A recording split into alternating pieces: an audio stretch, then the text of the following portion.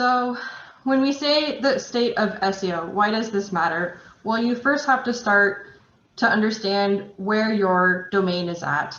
And I tend to use SEMrush is my preferred SEO tool, but a lot of tools like Moz or Ahrefs, or even if you use Ubersuggest, they're going to have similar functionalities. Usually paid tools will have a little bit more in-depth information, but you can get some good starter information from free tools, I think, too.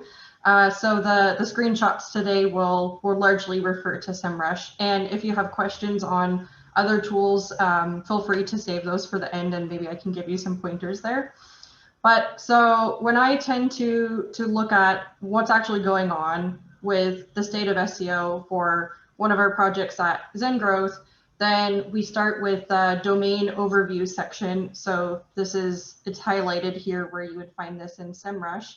And I've given DocuSign as just a basic example. This information is publicly available, so you can look at any domain in existence, and you can even filter it per each different market, which is really useful if you have a multi-country, multi-language, or a global strategy, and just get a basic understanding of what's actually happening on this domain. So a few key things that I tend to look at are mainly the authority score. This is one of the first ones. So although it's not a metric that is confirmed as existing per se by Google, basically all SEO tools do have some sort of score, like authority score, domain authority. I think there's a third one, but basically it all kind of stems from the original concept of PageRank, which in other words means your maturity, your state of maturity of your domain, and is basically how likely or how less difficult, let's say, it is to rank for certain keywords. So when you're going through and choosing the types of keywords that you want to use in your strategy, then one of the biggest things you'll want to look at is what is your authority score. So the higher the authority score you have, then the easier it is to rank for keywords with higher difficulty. And you can see DocuSign has a pretty high authority score. If you're sort of on average, it's maybe around 30 or so. And the longer that your domain is in existence, so like 2 years, for example, would have a lesser authority score than a domain that's been around for 5 years. And if you have a brand new domain, then it's probably only at 0. And it's nothing to worry about. If you're starting at 0, you always build up from there. And even it should automatically go up just by time. But of course, good content and also backlinks make a pretty big difference there as well. The second thing that you'll want to look at here is the organic search traffic.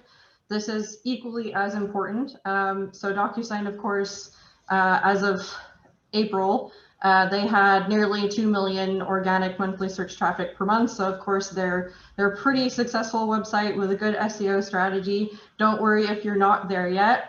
It's totally possible once you scale. So you could look at DocuSign as sort of a goal that you would like to accomplish in the future.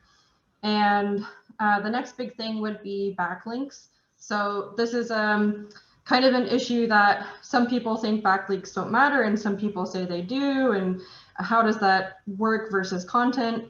My answer is the most frustrating answer an SEO can give, which is it depends. It really depends on what's happening with your competitors and the keywords that they're shooting for and the backlinks that relate to those keywords, whether or not they matter.